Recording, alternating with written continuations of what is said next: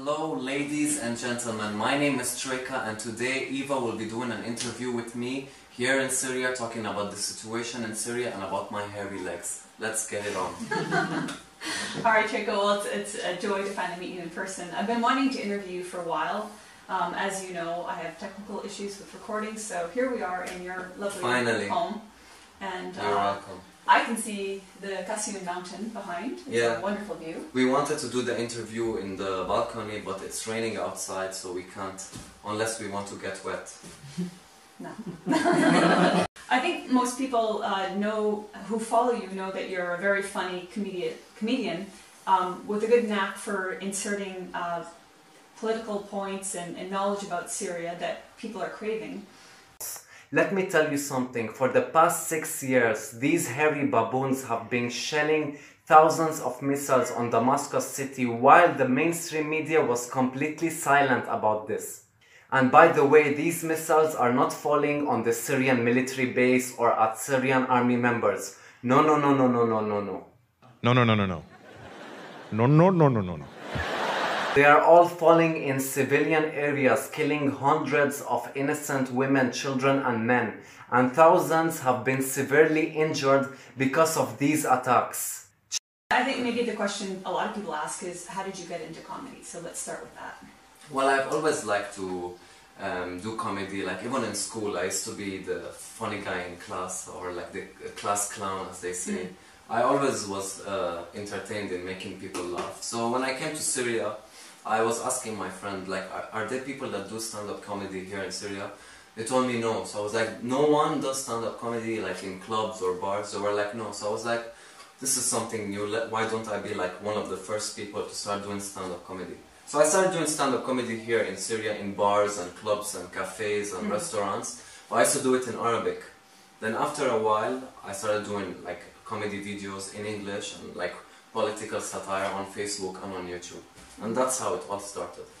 So I think that raises a question for people. You are Syrian, but you said you came to Syria, so you want to explain your background? I was raised in Nigeria. I used to visit Syria every year, like in the summer and stuff when I had like holidays. But I first came to Syria in 2008 and started living in Syria in 2008. That was like before the crisis in like 3 to 4 years. Yeah. So when things started in 2011, did you think about leaving? Not immediately, because we didn't take it really seriously.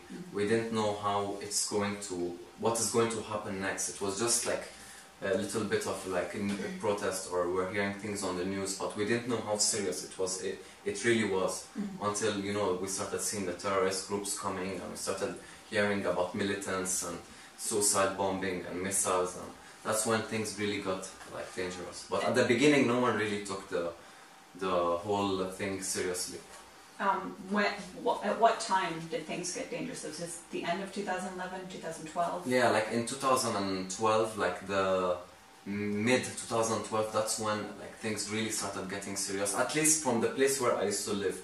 I used to live in Syria. So like in 2012, you know, in Syria, what happened was, like, at the beginning, people were protesting peacefully, like they were saying, like, we want to overthrow the government and stuff like that, and nothing ever happened. Like they used to protest like every Friday and sometimes every day, and nothing used to happen. When it was only when they started like shooting on the armies, and they started like burning public things and stuff, that's when it started escalating, you know. At first, when they were protesting peacefully, no one came to them. It was when they started holding weapons and started like damaging and destroying public property, till it started escalating, till I started seeing like... Did you see that yourself in your area? Yes, of course. When was that around, do you remember? In 2012, in summer and above, that's when it started really getting shooting and fighting and blood. That's when it really happened, because I used to live in a place called Shara al-Mahad in Itzaya. It's on the like the west side, the east side of Itzaya, and it's really close to Hame, an area called Hame. Now, this is where the problem used to always happen, because whenever the people in Mahad, Itzaya, used to like fight with the government, and the government starts fighting back, they all run down to Hame. because Hama is a place filled with trees and filled with, you know, it's like a forest. So it was very easy for them to run to this area and hide, and it would be hard for the Syrian army to find them. Then when things get back normal, they would go back, then they would start like shooting and attacking like the police station in Shara, Sora and Etsaya, and like that's how it all happened. Were you following international media like Al Jazeera, BBC, North American media at the time? Yeah, we were watching all the news in general, because we weren't only watching the Syrian news, we were watching all the news, like you said, Al Jazeera, Al Arabiya, and we were watching like Western media from the internet. And that's even how like I really started doing comedy in English about the situation in Syria. It's because I started watching the mainstream media, and I noticed that they are all saying lies about Syria. What they are saying is untrue. Like when I was living in Etsaya, when like fighting used to happen, they used to say like rockets are falling on the people of Etsaya. When I would be living in Etsaya, and rockets wouldn't be falling. Rockets from? The Syrian army, helicopters and stuff. That's what they'll be saying, you know. But I would be living in the same area, and that wouldn't be happening. So it was very clear to me that what they are saying is not credible. So I started looking for other sources, who is telling the truth about Syria, and it was very hard to find sources that are telling the real truth about Syria. And the sources that were saying the truth about Syria either didn't have a lot of following, or either they weren't like supported, you know. This is how, when I saw this, I was like, maybe I'm living in Syria, I'm seeing the situation, and a lot of people in the West don't really know what is really going on in Syria. So maybe I should do videos about talking about the issue and trying to also doing comedy about it in it. Yeah. So when did you start doing that? I started doing that like in 2015, something like that.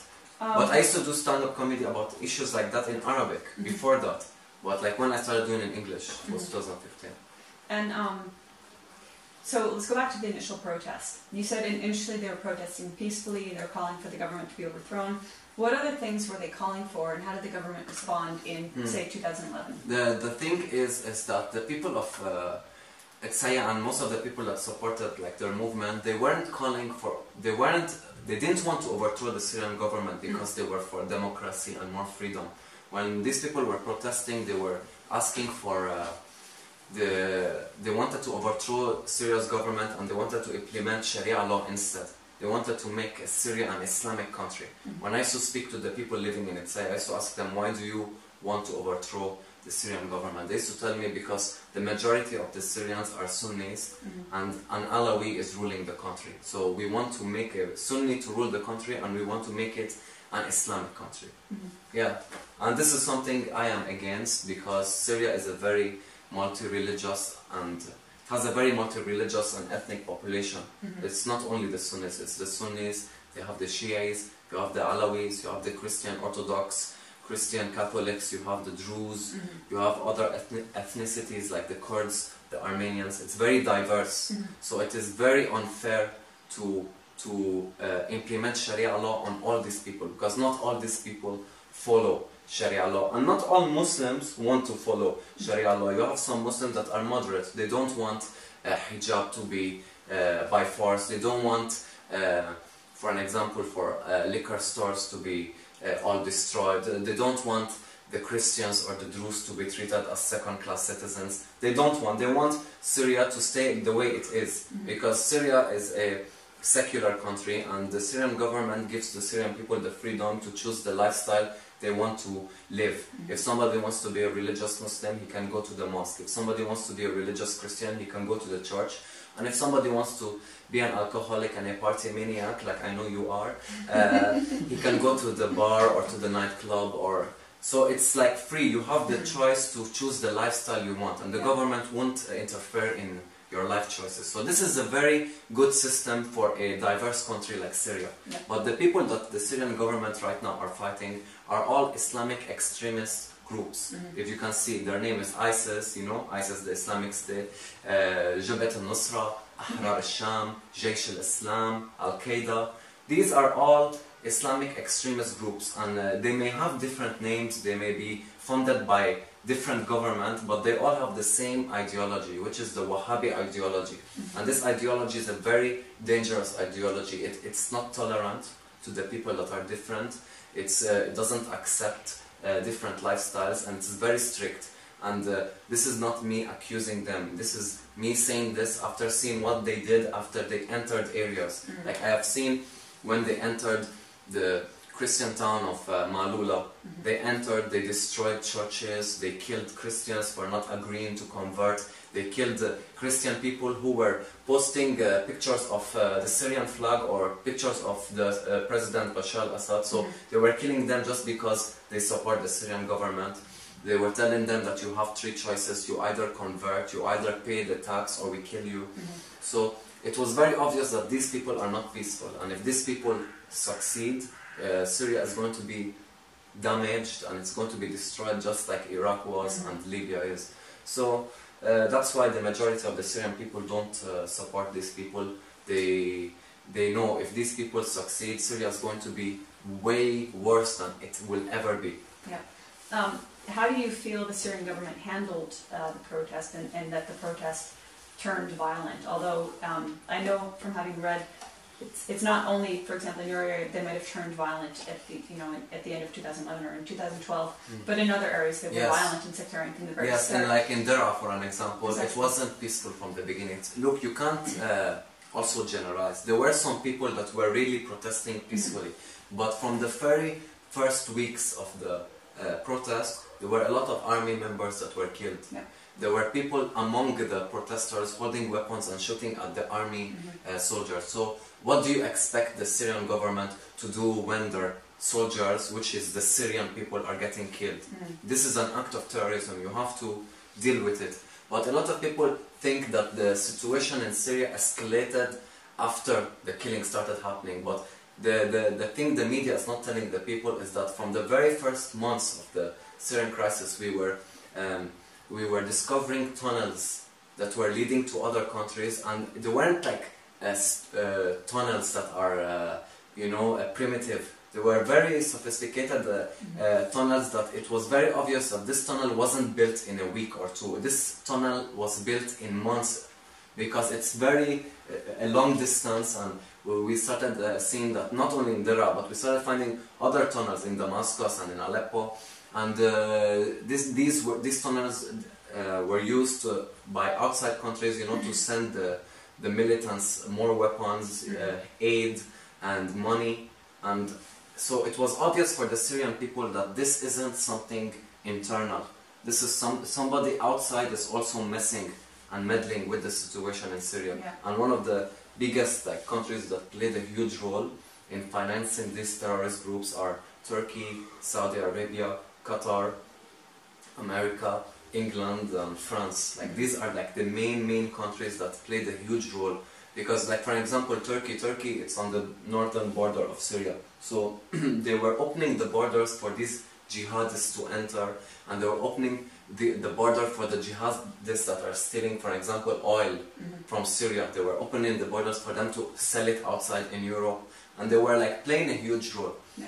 But I think the reason they were doing this is because, at the beginning they were all saying that Assad days are numbered, so they thought that they could get away with it. They thought that if they overthrow him fast, they can easily cover up the mess that they are doing. But they didn't know that the Syrian people were awake and they were aware of what is happening. That's why the Syria hasn't fallen.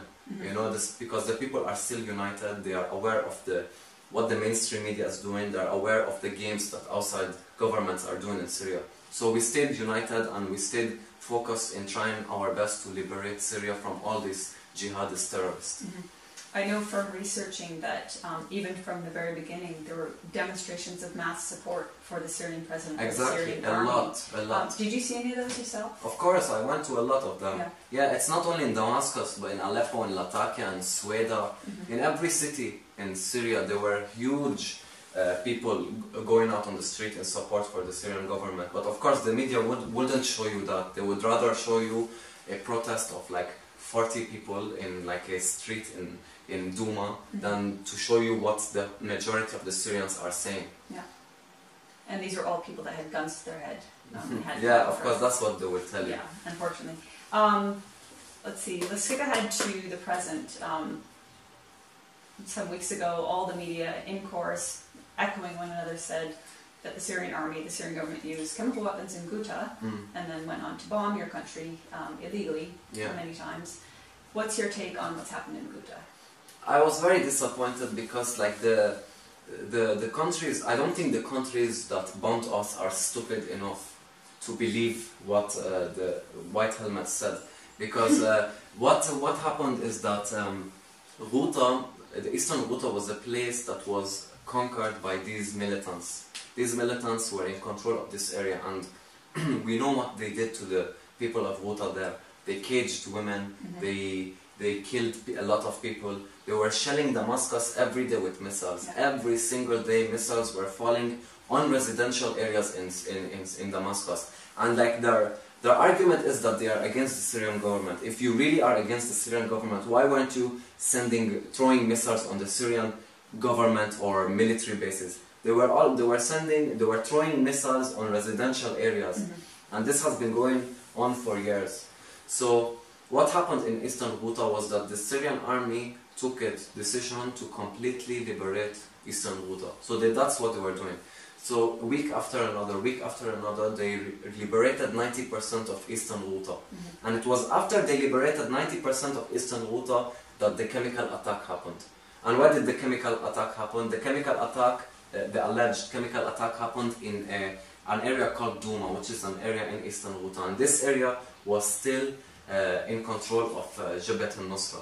So it is very obvious to me that these terrorists used chemical weapons when they saw that they were losing the fight, and they saw that the Syrian army was progressing, and also when they saw that Trump was saying that he was going to leave Syria soon. He's going to, his military bases are going to leave America soon. So this was like an event they did so that they can force America to stay, and so that they can force an international intervention here in Syria. Because any person with logic would ask, why in the hell would Assad use chemical weapons on the people of Douma now, after he liberated 90%, after a couple of days ago Trump was saying he was leaving. It doesn't bring him any benefit, it's not for his own benefit. And by the way, he liberated 90% of eastern Ghouta without using chemical weapons. Why would he now decide to use chemical weapons when all that is remaining is 10%, which is Douma? So it is, the whole thing has no logic. And the second thing that made me disappointed in the American administration is that they decided to strike Syria before having any single evidence and without doing an investigation. The day before investigators actually arrived in Syria. Exactly, and I even asked one of my friends up there, I was like, why didn't they wait until they finished doing the investigation and they brought out the result for them to then take a decision? But it's very obvious, because they knew if they were going to wait, the result is going to be that there were no chemical weapons were used by the Syrian government, and then they would look stupid. So they immediately decided to strike before the whole evidence was out. And they didn't even ask their people, you know, like they didn't ask their people, what do you think? Do you support this? They didn't ask for their opinions, they just did that. So I was disappointed in the strike. It was obviously staged, because a lot of reporters now, including Gerson Sharp, who works in One American News, he went to the place of where the chemical attack happened, and he went to the hospital where the video was shot, and the doctor said, we didn't find any child that had chemical symptoms or any of that. There were no evidence. There was no one. They even interviewed people in the same street, in the same neighborhood where the alleged chemical attack happened. But what they said is that they suddenly heard the noise, and the doctors of the White Helmet started calling people, chemical attack, chemical attack. So they started bringing in people and throwing water on them, and they took the video, then just uploaded it on the internet. And the dumb presidents in the West believed a video on the internet without having doing any investigation. Right. So that shows how unprofessional they are. Well, a year ago in Han Shikun, when the similar alleged attack occurred, I recall them saying our evidence is social media. Yeah. That's their evidence. And there was a time about this chemical attack when they were asking them about where is your evidence. They were like, we are sure that Assad did it. Okay, tell us the evidence. No, we are sure, but like we can't tell you how we knew. It's classified. Yeah. And unfortunately, like when I see most of the American people, they are against the war in Syria. They are for withdrawing all the military bases, because at the end of the day, the American soldiers are their own people. Even the American soldiers don't want to stay in Syria. They want to go back to their country. They want to stay among their family. But this is what they want. They don't want to see stability in the Middle East. As long as there is no stability, because you know war is very beneficial. It makes them a lot of money. So they wouldn't. It's not for their benefit to stop. It's only the people that are paying tax money, but the government, they don't care.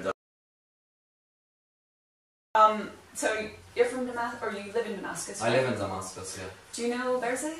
Yeah, of course. Alright, so one of the US strikes was, or one of the US targets was a facility in Berzeh. Yeah, the scientific research place. Can you talk about that area? Is it like no people are living there? Like, so if there had No, been it's a residential place. People live there, right? Of course. Yeah, Berzeh, it's just like, by the way, like 7 minutes from here. Yeah, because basically when it happened, I looked at Google Maps and thought, oh my god, people are within 100 meters of where they struck. So what if there had been chemical weapons in that site? Just assuming... Everyone would have died. Not everyone, but like a huge majority of the people living in that area would get affected. But is it a coincidence that all the places that they struck, that they said these are the places where chemical weapons are used? Why is it that no chemical reaction happened? We didn't hear about, because if the chemical weapons are stored there and the American striked it, it's going to spread. But none of this happened and no one died. So it's obvious that there was no chemical weapons. And by the way, the Syrian government removed all our chemical weapons from Syria in 2012 or 13. It was after the alleged attacks in Ghouta in 2013. Yeah, and it was officially stated that Syria is now completely free from chemical weapons. So why are they still using this against us? I don't understand. Exactly. And in eastern Ghouta, like I told you, when they liberated 90% of eastern Ghouta, they found a chemical lab in one of the areas where Jabhat al-Nusra was living. They found a building with chemical substances and like chlorine and all this stuff. And we try to tell the people, we try to share it online, we try to say it in our media, but of course the mainstream media didn't talk about it because... I'll tell you something, there's a journalist named Sharmeen Narwani, she's an excellent journalist, and she went to that site. I read about it, yeah. If you read that article, she did note there were Western media here, corporate media, but they weren't interested in going to the site. I think, was it CNN that was there? Oh, I don't know. I don't think she named them, but she said there were a number of Western journalists, but they showed no interest. They didn't go to the site, although I know how it works here. The Ministry of Information would have said, here you go, if you want to go see the site, you're welcome, people are going at this time. But she was the only one to go. Because it's against their agenda. They want their agendas to continuously demonize the Syrian government. So saying this is not good for the Syrian government, so they kept it a secret. But the thing is that the Syrian people, they all know this stuff, but it's the people living abroad that don't know this stuff. And I don't blame them. It's not like I have any bad feelings toward the people that don't know what is really going on here in Syria, but it's because, you know, they put on the mainstream media and every single channel is saying the same exact thing. So they would be like, if everyone is saying it, then it must be true. But if they learn from the past, they would be sure that they are liars. The biggest example is Iraq, when they said that Iraq has chemical weapons of mass destruction. And they went out and they showed us the evidence, and then after small, they attacked Iraq, they killed their president, they destroyed the country, they destroyed the economy. They killed millions of Iraqis and huge refugee crisis. And they stole their gold and the oil. And after everything was done, and people started asking, okay, you said that you are attacking Iraq because of the weapons. Where are the weapons of mass destruction? they then said, oh, we made a mistake, you know. The people that did that, and it's funny, none of them went to jail for this, you know, human tragedy that they caused. So this is the same thing they want to do in Syria. They want to do it, it's after they destroy Syria completely, they would go back to their public and they'll be like, you know what, we're sorry, we made a mistake. Here's the new news with Stormy Daniels' new accusation. So they would just immediately like distract the people with stupid news. Exactly. You know, there's another issue that I think probably many Syrians know the true story about, but many in the West still don't know the true story about, and that's the white helmets. Yeah. What's your take on the white helmets, and when did you start, when did you become aware of them? And yeah, just talk about what you know about them. The white helmets are humanitarians in front of the camera and jihadists behind the camera. You know, they claim to be impartial, but it's obvious. Even the founder of the white helmets is a UK citizen, and they always. It's funny how they are always in jihadist controlled areas. They are always here, and the white helmets were exposed after they were shown. A couple of videos were leaked of them staging events. They would be like, okay, everybody freeze. Now at the count of 3, everyone just act like you're crying and a huge rocket just fell. And they stage events, they stage videos, and they use it for propaganda to force an international intervention in Syria. This is very, very clear to the Syrian people, because we have seen them standing and celebrating with Jabhat al-Nusra over the bodies of dead Syrian soldiers. Yeah. So if you guys are humanitarians, why are you celebrating on the death of Syrian soldiers? If you guys are humanitarians, you guys should be sad on all people that die, whether they are jihadists or the Syrian army or civilians. But it's very obvious that they work hand in hand with these terrorist groups. It's very obvious to the Syrian people. And on the note of terrorist groups, many people in the West object to my use of the word terrorist, because they say you can't just call every rebel, they don't use quotation marks, a terrorist. They say, you know, they're Al-Qaeda are terrorists, but FSA are not terrorists. What do you think? Listen, anyone, did you say the FSA? Yeah, look, anyone that holds weapons and kills and destroys public property is by definition a terrorist. The Free Syrian Army are terrorist groups. They are not freedom or moderate fighters, because they are holding weapons. They are called the Free Syrian Army. They're not called the Free Syrian Party. In America, do you hear the Republican Army and the Democratic Army? No, it's the Republican Party, Democratic Party. These people didn't create like a political party or a political opposition, and it's not like they came to the Syrian people and they were like, we have new policies, we want to overthrow Assad because we don't like this and that in the constitution, we want to change this, we want to improve this. This is not what they were doing. What they were doing is that they were getting weapons from outside countries like Turkey, Saudi Arabia and Qatar, and they were getting money, and they were getting, of course, by the help with the mainstream media also, and they were killing Syrian people. They were killing Syrian army, and the Syrian army are also Syrian people. The mainstream media always tries to differentiate between the Syrian people and the Syrian army. The Syrian army are the Syrian people.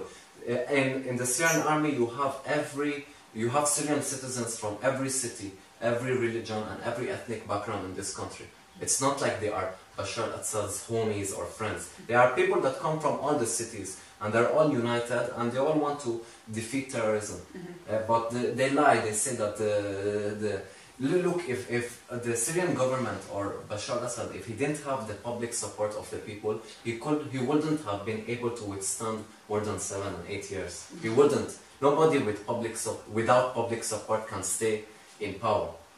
Yeah, but the Free Syrian Army are terrorist groups because they are militants, they were killing, they were destroying, and they were also Islamic extremist groups. The Syrian Army weren't people that were moderates. They weren't like open-minded people, and they were like, you know what, we should have a naked day. Every Wednesday, everybody should walk out naked. No, they were also calling for an Islamic state. They were also calling for Sharia law. They were also attacking and killing minority groups. The Free Syrian Army that is in Dera, which is close to Sweda, which Sweda is a city that is filled with Druze. A lot of Druze were killed. A lot of Druze were kidnapped by the Free Syrian Army because they weren't Muslims and because they supported the Syrian government, and they were being killed by the Free Syrian Army in Dera. So, like, saying that these people are, you know, moderate people, it's a complete lie. Nobody that holds a weapon is anything but a terrorist. I think the people that say the Free Syrian Army are moderates and rebels should send their female loved ones to go live with the Free Syrian Army and see how that goes. Not only that, like, all their daughters, because, like, you know, they marry 4 and they marry 3. Like, one wife to them is not enough. Yeah. I want to know what you would say to Western media who knowingly lie about your country and lead to the deaths of more of your people. Look, the mainstream media, I'm not sure if the problem is from the anchors or it's from the whole channel in general, because the channels in general, they are politicized. You know, like, we know for sure, like, the Fox News, for an example, it represents the Republican Party. CNN, it represents the Democratic Party. But in general, these two are all politicized the same way. You know, like, whether it was the Fox News or CNN, or they're all lying about the situation in Syria. They don't have credibility, and it's not that the Syrian people only don't trust them. Even a lot of American people know that they are liars. So, like, my message to them is to, you know, either close your channel or start reporting truly about Syria. Send people to Syria. Start listening to the people of Syria. Ask the people of Syria. Get your information from Syria and the people of Syria. Don't get your information from unknown sources and from, you know, like groups like the White Helmets, which have been proven that they are liars and they are not partial and they are doing propaganda. Yeah. And that's a good point. Like, much of the reporting is done from Turkey, from Beirut, from North America. Yeah. And they are relying on sources that are either terrorist or affiliated with terrorists. Like Al Jazeera, it's for Qatar, right? Al Jazeera. And Qatar played a very huge role in financing and sending weapons to the Free Syrian Army and to these other terrorist groups like ISIS and Al-Qaeda. So of course they're not going to talk about the Syrian government or the Syrian people in the truth. Because, like, for an example, look at the countries that are the Arab countries that are funding these groups. Saudi Arabia, it's a very ignorant country. A couple of months ago they celebrated that, wow, finally women can drive, like, as if now they are democratic people. But these people are closed-minded and ignorant people, and they want to make this whole region an Islamic state. Saudi Arabia wants to make the whole region an Islamic state, just like its country. And this is something most of the Syrians are against. We want Syria to stay the way it is. Like, you have been in Syria now for a couple of days. Yesterday we were in Babshari and we went for a walk. You saw the people in the cafes, you saw people in the bar, you saw people in the club, you saw women walking with hijab, you saw women walking with short dresses and short skirts. People are coexisting peacefully here. So this is the best system for Syria. And what I see is that there is no opposition against the Syrian government right now that is not Islamic extremist and doesn't have the Wahhabi ideology. So, of course, nobody in Syria would support these people, except if somebody has the same ideology as them. Yeah. When I first came to Syria in 2014, and the secular nature was one of the first things that struck me. Another thing that struck me, on a side note, were your highways. Like, they're incredibly maintained. Yeah. The U.S. is spending American tax dollars on bombing your country. And if you visit the States, you'll notice a lot of their highways are just completely potholed. They're wrecks. They're, in certain cities, their water isn't drinkable. Like Flint or Detroit. Exactly. So, I mean, the U.S. administration certainly has mixed priorities. Exactly. Because, like, for an example, this last attack, it cost them like almost $100 million. Like, if this money, you just like used it to rebuild the urban areas in America, or like we said, Detroit, or to help fix the water in Flint, Michigan and stuff, or just do it for the American people, like, wouldn't it be better than using it to bomb other countries? And by the way, what did this strike achieve? Tell me, it didn't achieve anything. Like, you guys didn't for an example, weaken the Syrian government. You guys didn't prove that the chemical weapons was used by the Syrian government. You guys didn't do anything. You just wasted money from your American tax dollars, and you made the Syrian people live a whole day in fear. Yeah. Can you talk about why those Syrians who support President Assad, why they support him? Because I know many people in the West are genuinely confused because they've been fed this steady stream for years of misinformation of the president of Syria as this caricaturized villain. You know, every insult, every derogatory remark that could be made about him has been made by corporate media and Western leaders. Why did Syrians here support President Assad? The Syrian people support Assad is because they have seen what he stands for. They have seen what he has done for the country, how he has improved the country. And most importantly, they see who is fighting him. They see who his opposition is. His opposition is ISIS, Al-Qaeda, Jabhat al-Nusra, Jaish al-Islam, Faylaq al-Rahman. Like, from their names, it's very obvious that these people are extremists and they're militants. And of course, nobody in Syria would support these people. Now, let me tell you something very honestly. Now, is the Syrian government perfect? Of course not. There is no government in the whole world that is perfect. There is no government in this world that doesn't need improvement, that doesn't need things to be changed, or, you know? But is the solution to overthrow the Syrian government and replace them with these militants? Of course not. We saw what happened in Iraq. Same thing with Iraq. Like Saddam Hussein, I'm not a fan of him. Like, the guy was very hairy. But when he got overthrown, Iraq got completely destroyed. Until today, Iraq didn't recover. Yeah. Same with Gaddafi. Okay, he was sexy. But look at what is happening in Libya now. They're selling slaves, and women are used as sex slaves. So is this the solution? So it is very obvious for the West to know that the policy of regime change in the Middle East doesn't work. It just makes things worse, unless that is their goal. Unless their goal is to make things worse in Syria. So it's very, very obvious that this is a war that is funded by outside governments. Every government has his own goal. Every government has his own reason why they want to overthrow Assad. But to go back to your question, this is one of the main reasons why the Syrian people support Assad, because they have seen that it is obvious that outside countries are meddling with the internal issues of Syria. They know that it is obvious that what is happening is not an internal issue, it's an external issue. Like, we know that Turkey is sending weapons, Saudi is sending weapons, blah blah, Qatar is sending money, everyone, you know. So we saw this, we woke up, we saw what happened to neighboring countries, so the last thing we want to happen is for the same thing to happen in Syria. Now, as a Syrian citizen, what I want is for the Syrian army to liberate Syria from all these terrorist groups. This is our priority, and this is the Syrian government's priority. Yeah. So maybe after we liberate the whole country from all this terrorism, we could maybe do another election. But that is for us to choose. That is for us to decide. It is our country, it is our president, and we choose what we want to do with it. It's not that because they want to overthrow Assad and they want to put a puppet instead. Somebody that they will call, hey, do this, do that, shut the hell up. Okay, yes sir, and we close the line. This is what they want. Yeah. And that's why they're against Assad, because Assad is not a puppet to the West. He doesn't take his orders from the West. He can easily say no.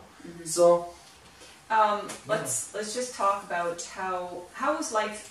I know how life was before 2011 because I've spoken to so many Syrians who told me essentially it was safe, you could travel at 3 in the morning with gold in your hand, it was safe, one of the safest countries in the world. Yes. But I want to talk about how it's affected you economically, you as an individual. Yeah. Before 2011, was food affordable? Was everything that you need in your daily life very affordable? And how is it now? It was very affordable. In fact, the Syrian, 46 Syrian pounds made $1. Right now, 450 Syrian pounds makes $1. And a couple of months ago, it reached to 600 Syrian pounds to make $1. So the currency is getting very weak. The prices are getting very high, and it's hard to find work right now in Syria. we have a lot of economic sanctions by the West on Syria. Like for example, we can't use credit cards or PayPal or like buy things online. It's not because of the Syrian government. It's not the Syrian government that told the people no. It's by the sanctions by the West.